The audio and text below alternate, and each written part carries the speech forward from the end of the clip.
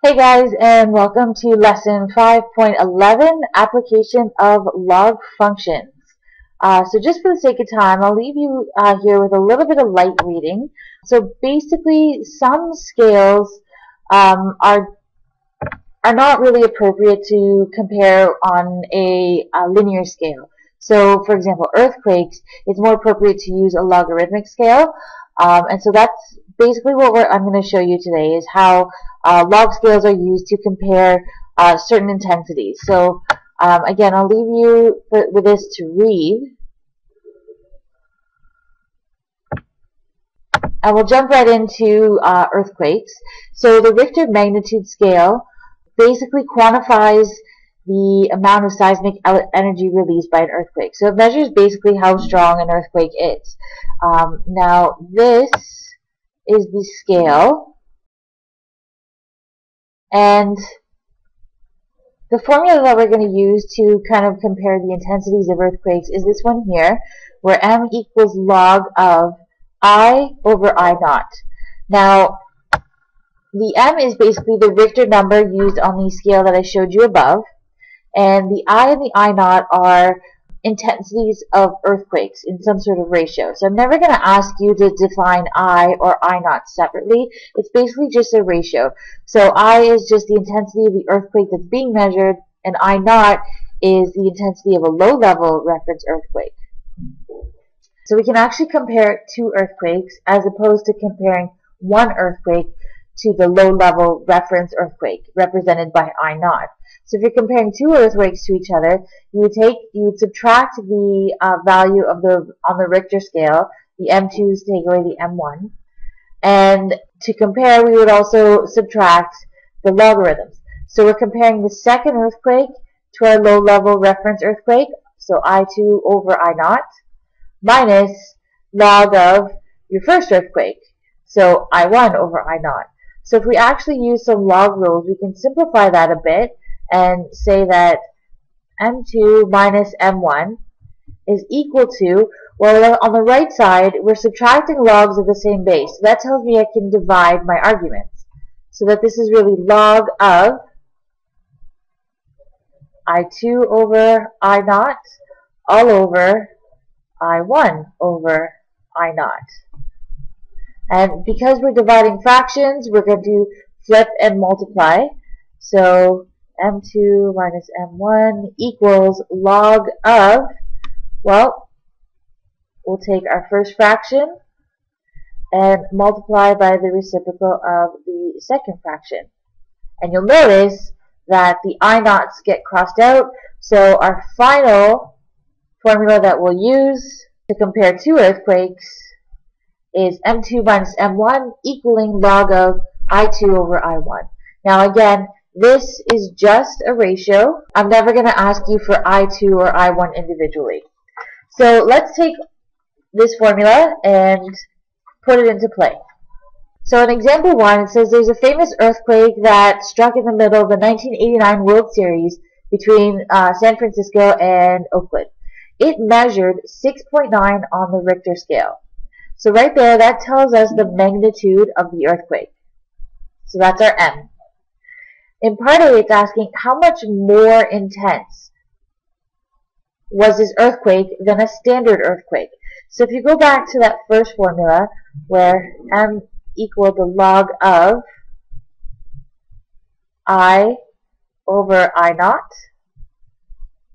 we're going to use that formula there to find out how much more intense.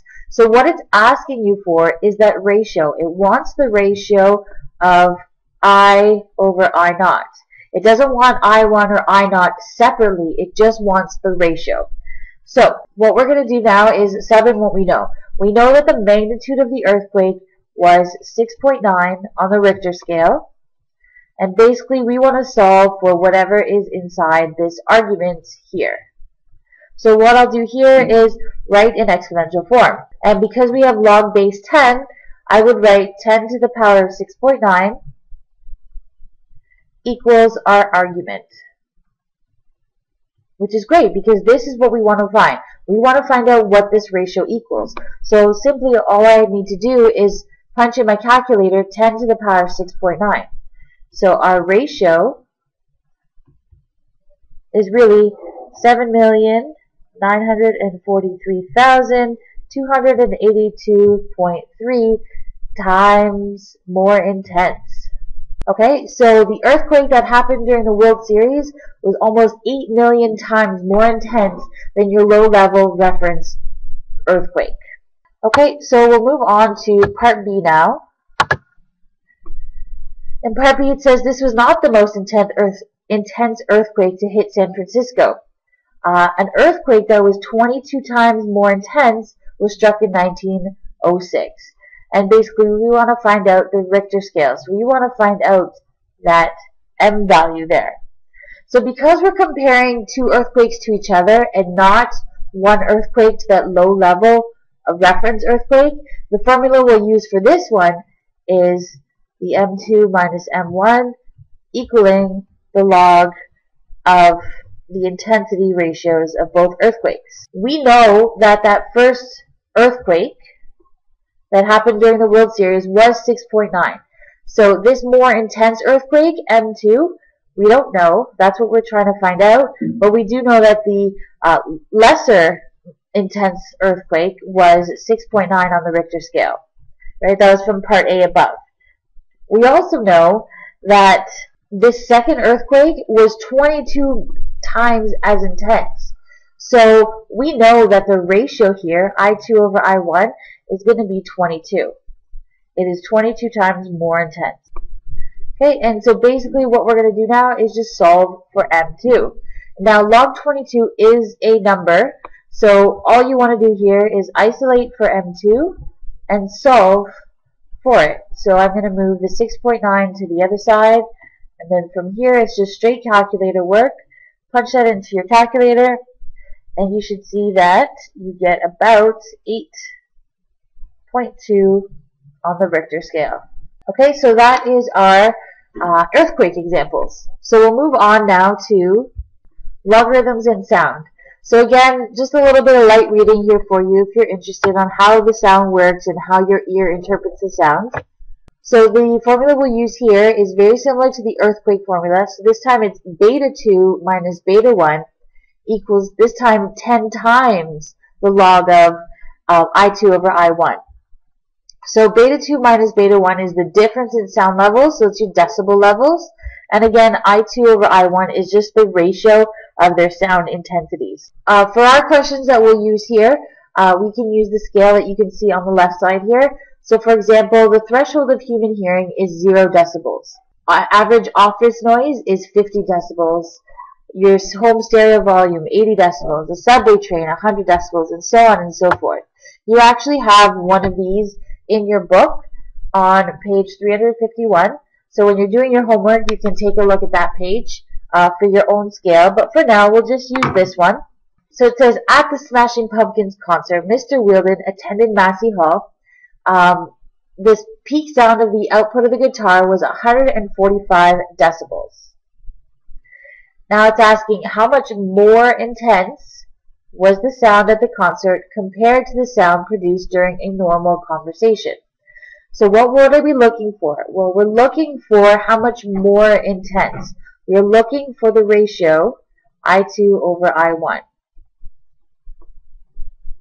Okay, we know the two decibel sounds for the two sounds that we're comparing. We know that the sound coming out of the guitar was 145 decibels, and beta 2 because it is the louder of the two. Okay, so we want to compare that to the sound of a normal conversation. So if we actually just scroll back for a second and take a look at that scale, we see that normal conversation is given as 60 decibels, so conversation from a foot away. So that is the number that we're going to use here for our beta 1. Okay, so from this point, we're just going to sub everything that we know into our formula. So our formula was beta 2 take away beta 1 equals 10 times the log of the intensities. Well, beta 2 we know is 145, beta 1 was 60, and the thing that we're looking for is actually I2 over I1. So on the left side, we can simplify a little bit, call it 85. And then from there, we want to divide both sides by 10. So again, we've gotten to the point where we have a single logarithm equaling some number. So what we want to do, again, is write in exponential form. So our base here, even though we don't see it, is 10. So 10 to the power of 8.5 is our argument, which is I2 over I1. And conveniently enough, that's what we're looking for. So at this point, we're just plugging into our calculator 10 to the power of 8.5, and we actually end up with 316,227,766 times more intense. Okay, so basically the sound coming out of the stereo was just over 300 million times more intense than the conversation that you and I are having right now. Okay, and then the last scale that we're going to talk about is the pH scale. So it's basically used to measure the acidity or the alkalinity, or how basic a substance is. Okay, so the formula that we're going to use here is our pH equals the negative log of the hydrogen ion, which is measured in moles per liter. Again, this scale is in your textbook on page 349, but this is the scale that we're going to use for the next couple of questions. So, in example 3, it says pure apple juice has a pH of approximately 3.3. It's asking what is the hydrogen ion concentration in moles per liter. Okay, so we'll use the formula pH equals negative log of our hydrogen ions, and we'll fill in what we know. So the pH scale was 3.3, and basically what we're looking for is our hydrogen ion. So again, we don't want any coefficient, so what we're going to do is divide both sides by that -1. So we actually have negative 3.3 on the left side. And because we want to solve for our argument, we're going to write in exponential form again. So 10 to the power of negative 3.3 equals our hydrogen ion. And then again, it's just calculator work. So plug into your calculator 10 to the power of negative 3.3, and what we end up with is 0.0005 moles per liter. And then for part B, our last example, this time we want to find out the pH of a substance, and we are given the argument of the log here. So again, our formula, pH is negative log of our hydrogen concentration, and we want to solve for pH, but we know that the log, its argument is 4.3 times 10 to the power of -8. Now, at this point, you can plug this right into your calculator and do a little bit of work. Let the calculator do your work. Or if you wanted to simplify it a little bit more, know that we have an argument that's being multiplied. So remember that when your arguments are being multiplied, you can actually split it up into two functions that are being added.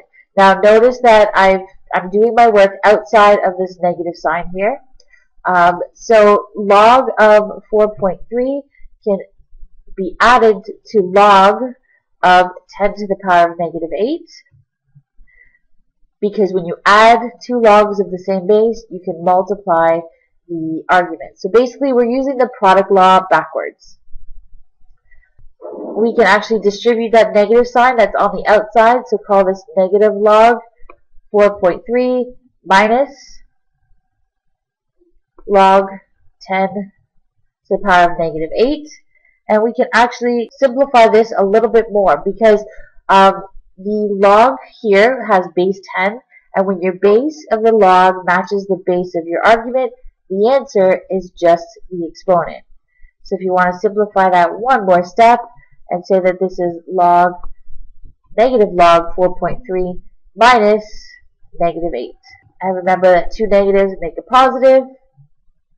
So again, we're going to end up doing calculator work anyway, so at this point we would break out the calculators and figure out the pH level to be about 7.4. Now if you were to compare that to our scale, a pH level of 7.4 is somewhere in this area, which is pretty much neutral. Okay, so that is it for today's lesson on applications of logs, and if you have any questions, please make sure you ask in class. Take care, guys.